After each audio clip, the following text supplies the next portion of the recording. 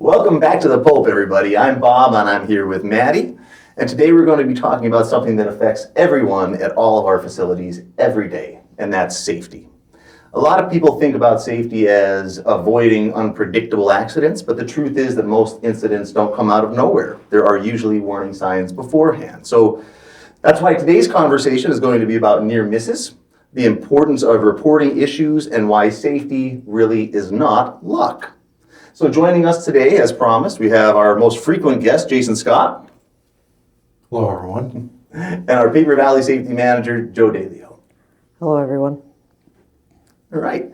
So I guess we'll just get right on into it, huh? Jayson, I mentioned the phrase "safety isn't luck." What does that mean to you? It really means that behaviors go and drive outcomes, critical thinking, and really setting yourself up for success. There's really no guesswork in that. So what types of warning signs have you seen in the past for injuries that might have occurred or accidents, things that might have been reported as near misses but maybe went without? Truly, I find that time and time again that it's rehearsed and it's a result of either no procedure or a bad procedure, something that's believed to be the gospel of how to go and do it. And really, when we dig into it and find out the investigation that people have been rehearsing or practicing these bad habits or bad behaviors for a long periods of time. Okay. So, switching gears and asking Joe a question here, how would you define, what should an employee that's never heard the term near miss, how would they think of that? A near miss is an unplanned event that doesn't cause injury, illness, or that, and it has the potential to do so. So, say someone that most recently, several of them that I had where they struck their head or they got a minor cut, they put in a near miss form, but in reality, because there was contact with the body, that would be considered an incident. Good to distinguish. Yeah, for sure. Well, further defining that, so is a near miss limited to it had the potential for injury, or is it something that could have also had potential for damage? Yes, you had the potential for damage, injury, or illness as well. Do you think that there's any more importance to a standard injury report than a near miss, or do they hold equivalent weight?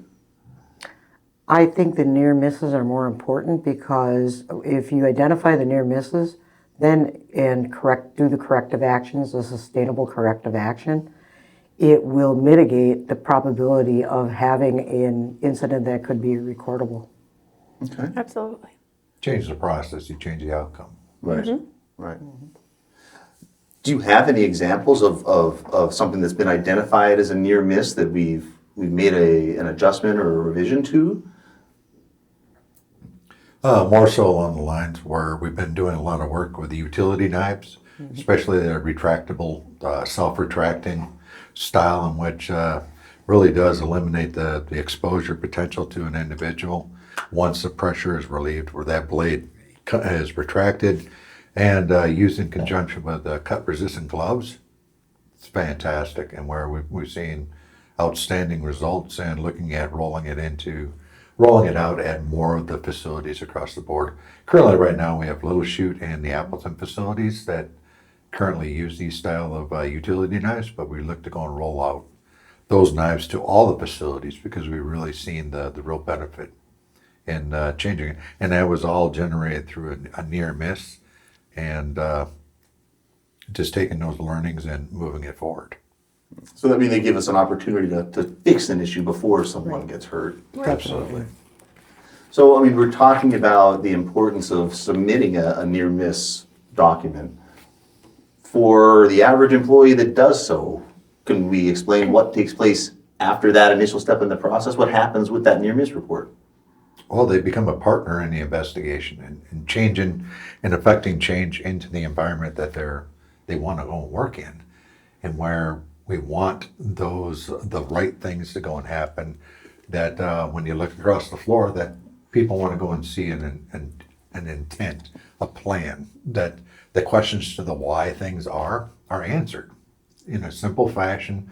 We're using as little effort as possible, where our pedestrian aisles elicit where we want people to go and walk without instruction, the same as the colors that we wear, the simple, straightforward instructions.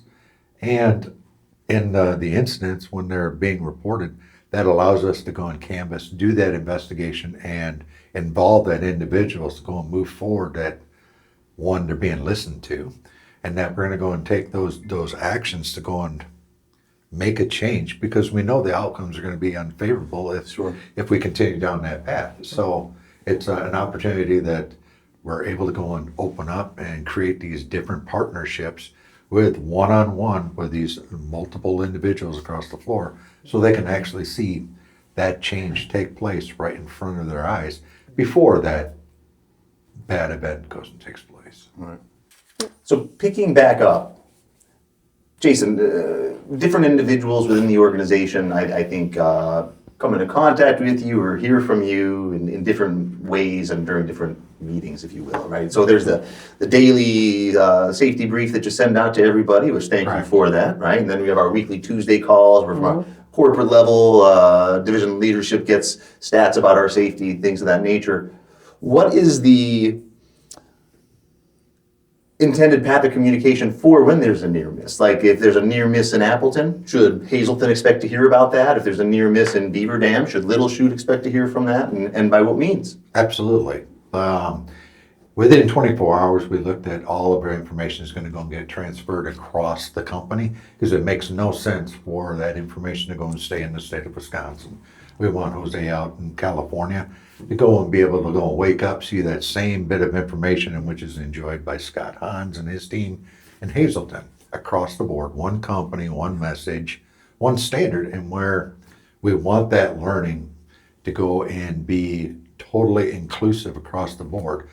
Because the more people get that information in front of them, the more people can go and buy in and go and say, I've seen this before, why don't we try this?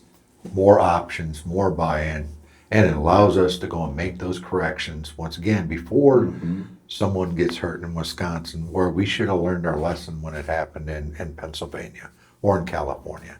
That's where the safety brief goes to all email participants as well as Motivosity. It's about the communication to make sure that we're doing everything we possibly can to create that overall awareness. So critical thinkers, people that want to be involved, they have that information where they can have that conversation where they could go and see similar actions, a similar type of fundamentals that might be practiced, or bad behaviors that might be taken, where they can go and it's a call to act, where they can go and have that conversation. They can shut it down, raise their hand. I don't understand where, if it didn't work in Beaver Dam and it resulted in an injury, why wouldn't it result in an injury in Little Chute or in Hazelton? Right. Oh, absolutely. I've loved seeing all those near miss reports in the daily safety briefing and just getting an update and look at what people are pointing out and seeing out on the floor and making sure that everyone's aware of those things and all the locations. It's been really cool to see how successful it's been. And it's a very strong point. The people are talking. People are seeing these things. They're communicating. They're reporting. So it falls on the company and the manager, staff, and all those leaders that are out there. Do your job. Find that information. Put in those corrective actions and move the change forward. Let's get to the point where we're purely theoretical, where we're thinking, what if, or the potentials, or we're getting into those engineering controls on the purchase of our new equipment, how we want to lay out future facilities. From what we've learned today, we want to apply that in the years to come so that we don't have to continue to relearn many of these things that it cost us so dearly in the past. Absolutely. I do want to piggyback off of one of your comments and take us on a little bit of a sidebar, and it has to do with that one organization statement, right? We're one cohesive unit. So what's done in one division is done in another. And it doesn't only pertain to these important things that we're talking about today from a near miss and safety perspective, but we're also, a month removed from the rollout of some of our PPE and dress code expectation updates that had been rolled out in Appleton a year prior. And I would just, I try to look at our own business the same way I look at businesses that I frequent. And since this isn't a health and wellness episode, I'm a huge McDonald's fan. And I'll tell you what, it's not like the McDonald's employee is doing something wrong if they're at that drive-through window and they're in their personal jacket. But I take notice to it. They get issued a McDonald's jacket. They're wearing their McDonald's hat. there's a process in place that I know I'm going to get the same level of quality service. Well, I'm sure it differs from some places, but for the most part, going there. Procon's not McDonald's, we don't make burgers, but it should be that same expectation of our customers and our vendors when they walk into our facilities. Absolutely. Anyhow, I'll stop belaboring that point. So, if there's a misunderstanding or misconception maybe about near-miss reporting, how would you address that, Joe? So, what would you want employees to know about reporting safety concerns or near misses? If they do report the safety concern or it's a near miss and they, like, say they have a near miss and then they'll put unsafe behavior or they've checked several different things and it doesn't really make sense.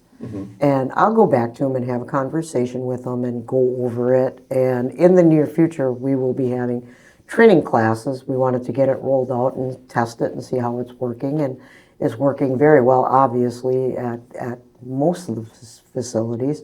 So, and I will be traveling as we speak tomorrow to go down and roll out the documentation piece of the near miss and explain it to the Beaver Dam team so they can join and come aboard on the near miss journey. Excellent, excellent. It's been a good one so far.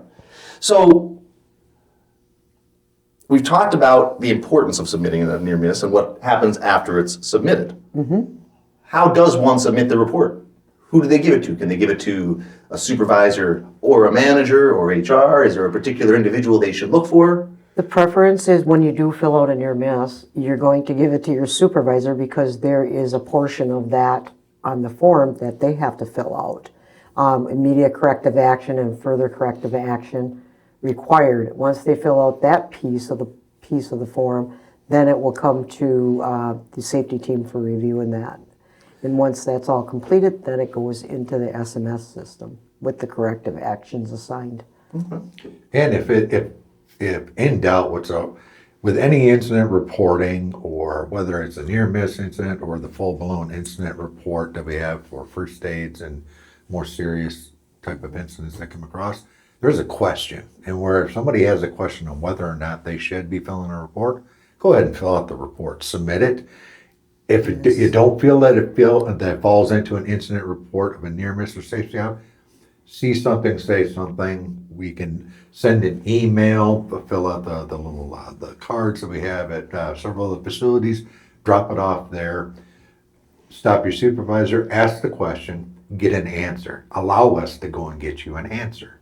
So whether you're writing it down that you're unable to go and get it to the form, whatever that concern is, allow it. At least get the start going through there, and we can go and work on the paperwork as far as what we want to go Right, and can always catch that up the after the formalities and such. We just want to go and make sure that if somebody's out there talking, they have some concerns or they need something clarified, that somebody is going to go and answer them. And if none of those, like Jayson had said, to back it up, they can also just write it down on a piece of paper and submit it too that way. Okay. Any way, shape, or form we want to know so we can make Procon a better place for everyone. So here is a scenario. Let's say, for whatever reason, someone is hesitant to report a near miss on their own, and they come and they tell a coworker, "Hey, I just saw this happen," but that coworker wasn't aware of it. Does that coworker have an obligation to report on behalf of the other individual and just give general information about it? What would be the suggestion in a situation like that? Why not? There's nothing hurt. Once again, someone has a question out there. Yep. And if it's just in that Maddie might have a question in her head, and even though you and I are talking through, Yep. and she's able to overhear the answer in our conversation, it's still we get that resolution that you get an answer. And once again, it just the formalities on if there's an incident or a potential for an incident to go and take place, or a question or a concern in a process, we cannot address it if we don't know the question, or we don't have eyes on it, or that point of view. And that's where the remarkable feedback that we've been receiving with the tremendous amount of reports that have been coming through recently, that with the communication is just outstanding. In the scenario I just presented, would it be helpful if someone was aware of something but wasn't witnessed to state that so that we know we have Right. accurate information? Right. Not necessarily say who saw it, but just to say, I'm reporting something I heard as opposed to witnessed. Right? Then we can always Or follow they- up on camera footage and Right. things of that nature. Right, they could also too, like, to answer your question, the way I would answer it is if someone came to you and said, I saw Bob standing on a floor jack, a motorized floor jack, Sure. you know, and so and so, they didn't, and they told you about it, well, what they can do is they can submit the near miss report, and then the person that has been telling the other person can go and put that person's name in too, or they can state that I so-and-so told me this, and, you know, so we can get, at least we can investigate it and get the full story and do a corrective action if needed or required and get it in place so it doesn't happen again. I just see an opportunity to jump in and point out maybe a little bit of what a near miss report should be used for versus what it shouldn't be, right? Right. And while we want to be aware of any safety concerns so that we can address that and keep everyone safe, reporting a near miss is not to be used as a weapon, right? It's not, I don't like John Doe and so I'm going to report false near misses regarding that person, right? Yeah. At the same time, I shouldn't interpret the fact that I'm handing in a near miss out of concern for safety as trying to get someone in trouble. It's all just so that we can be a safer group of employees, right? Right, exactly. And here's a really good, simplistic one, but it's a really good example. There have been people who are writing near misses for earplugs. I saw so-and-so without their earplugs. So my rule of thumb is when I got two of them from the same person, I went back and talked to them and I said, you know, it's as simple as having a conversation with that person. Well, I've had, you know, and I said, well, you know, if you see them over a course of a day or two, I would rather have them put a near miss in. But, you know, and some people to that extent can take it and just every time they see so-and-so without their earplugs in, they may submit a near miss form. Taking this into a little bit of a closing segment, if you will. I mean, we're talking about near misses, but near misses and near miss documents are one of a Right. of a part of a safety culture that we're trying to build. So from where we stand today, when will you know we've built a successful safety culture? What does that look like? I can say for all the work that's put into it to the safety culture is when you can make across the board, your facilities are starting to get to the 90-day, 100 days, 200 days to a year and beyond. That is when you know that you really built the culture. The SMS is working very well. To start, you just see notices, like even with our plant manager in Appleton, who is very on board and very interactive with the safety, and he is very supportive of it. So that's a wonderful start too, as well as the people on the floor are actually engaging more about it, having that conversation. So we have a long way to go, a lot of work to do because we have multiple facilities to go across, but Sure. that is when you know that is when you're starting a really good thing to get your SMS in place. Thank you, Joe. Thoughts from you, Jason? Really, when people can go and speak freely and action is taken at all levels of throughout the company, whether it's the individual that just started 3 hours ago up to that veteran who's been here for 30 years, where there's no context or real relevance even given to that overall opportunity. And that expectations is there's a plan that we execute to a plan. And at the end of the day, it's an expectation that it comes from the floor and everyone around us goes and shows up with that overall understanding is this is what we want, this is what we need, and this is our long-term viable plan that we're going to be here tomorrow, next year, and 5 years from now, because we have a plan, we execute to it, and we're not going to go and accept anything less. No, 100% agree. And the non-safety professional at the table, but I think it's kind of rewarding some of what you each said. you know, I would take a good safety culture as just if I come upon any discussion between employees about safety, that on one end that I know that the employee that's bringing it to attention isn't afraid to do so and speak freely, and also that we know that the person who's being given the advisement isn't going to take that in an adversarial way. It's not criticism, it's not an attack, it's literally me saying, don't put your hand on that stovetop, so you're burned, right? I mean, I should be appreciative of that, not angry because someone told me. That's an important part. Absolutely correct. Is there any closing statements from anyone before we wrap things up today? Safety, safety, safety. No, that's a good thing. So again, just kind of wrapping things up. Thank you, Joe. Thank you, Jayson, for joining us again today. Hope to have you as a multiple guest as well. Can't have enough safety in our podcast, that's for sure. Thank you. So again, safety is not about luck. It's about awareness, communication, and looking out for each other. Make sure to watch out for those daily safety reports from Jayson, to fill out near misses where appropriate, and to have healthy, productive conversations with your coworkers about safety and all it entails. So until next time, be safe, stay curious, and keep making ProCon great.